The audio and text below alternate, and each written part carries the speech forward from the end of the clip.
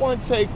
This is NBA One Take, featuring yours truly, Craig Fort Lake. This is NBA One Take for your head. NBA One Take.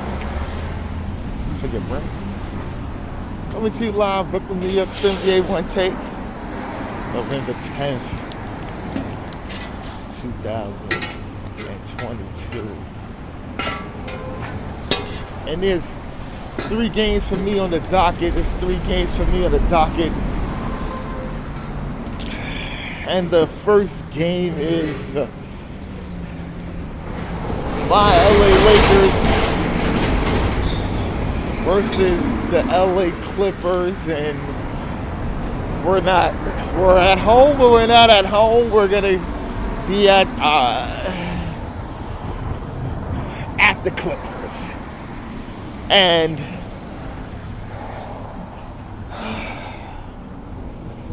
you take another loss. Yeah.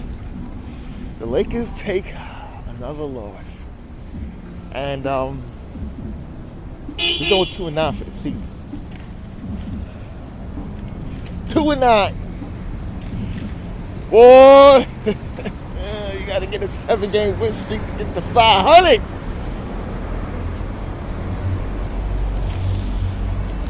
It's not happening. Why do you think that I didn't do a season preview against my Lakers? Because when I got to them, I said, you know what? I'm actually not even going to finish this, even though I was busy. But I just said, no, I can't predict because I expect the worst because what I'm seeing on the roster. All right, so that's it. LeBron James had a good night. He had 30 and 8. Anthony Davis finished with 21 and 9. That's about it. For the Clippers, Paul George had 29. And Norman Powell had 18. All other guys is just in there beating them. And that's been the theme. They've just been beating them.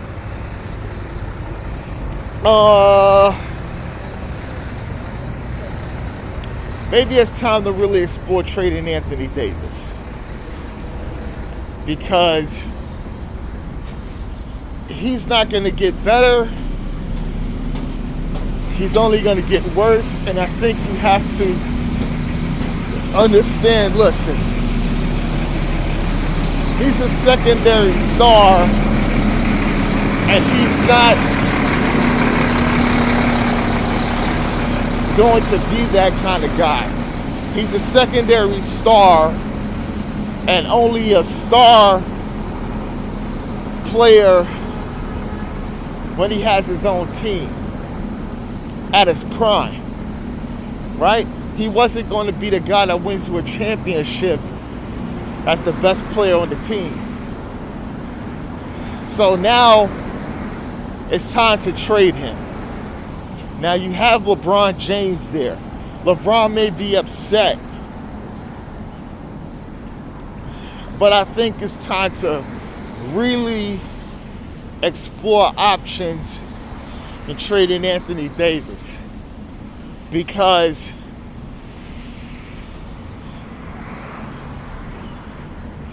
it's not working. And they see how desperate you are. So it's not working. And LeBron is not going to come back next year the best player on the team, and you don't have a legitimate second option. But LeBron is not even the first option anymore.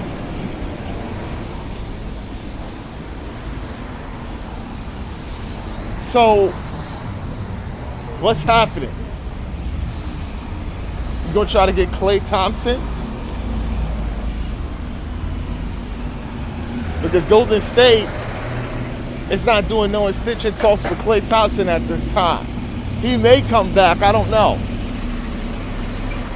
And thinking, oh, we need a shooter with a guy in his in his low end of the 30s, especially not the 20, 23, 24 points a game. Guy very efficient and a very elite defender. You see, that's the talks that's happening, and that makes no sense. Why you guys are doing this?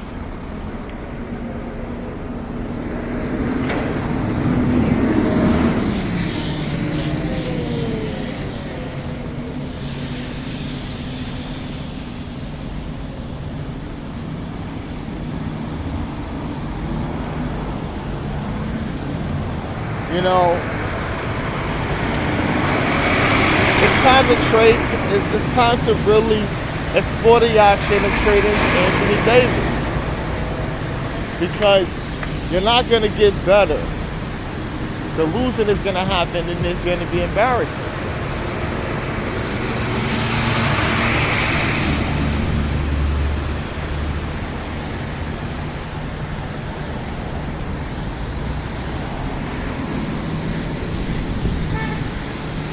And you know what they do is they put up the guys that used to be there. Randall, Ingram, Lonzo Ball, D'Angelo Russell, and all these guys. Jordan Clarkson said how they shined since they left LA. And I say to this, if the Lakers would have kept all those players, there's no way they would have won a championship. No way. It's no way all those players, if they was there, would have meshed to overcome, to win a title. Even if they had the patience with it. No, it would have never happened. Their growth was being stunning in LA. The reason why they was traded to be able to flourish.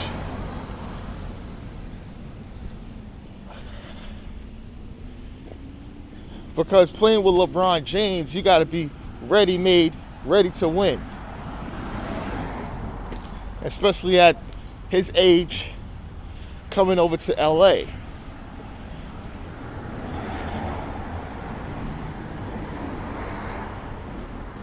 It got to be exploring options of trading Anthony Davis. Get something in return. Try to salvage whatever you can do. See what you can do at the trade deadline for Russell Westbrook, if you could get off of some salary cap. And if there's a free agent that you could possibly get, or a sign and trade with another guy to come in there with LeBron James, if you could get two superstars or one, whatever you feel that you can do, that's what you should do, because the thing is just not going to work. You guys got to be smart, and you got to be on the sharp. You got to be on the other end of the toolbox.